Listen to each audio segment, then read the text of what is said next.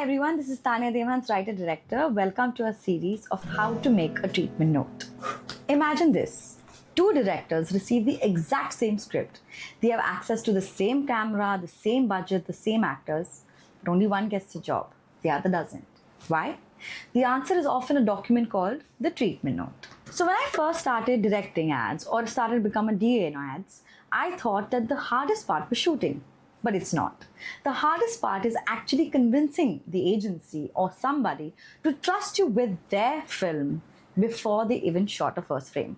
And that's exactly what a treatment note does. So what actually is a treatment note? A treatment is not a screenplay. It is not a storyboard, a short list. It's none of that. A treatment is a director's interpretation of the script. It's where you explain how the film will feel, how will it look, why you're making certain creative choices, and ultimately why you're the right person to direct this ad film.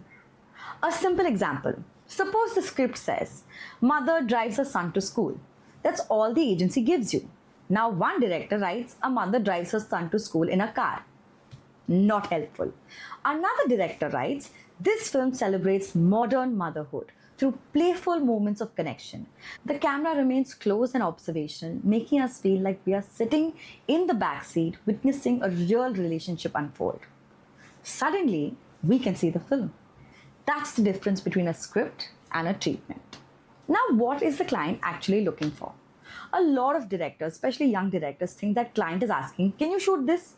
Usually they are asking, can you see something in this script that nobody else does? What usually goes into a treatment? Director's vision, tone and mood, cinematography, narrative, casting, production design, styling, music, and costume references. Don't go really deep into all of this, just a tease.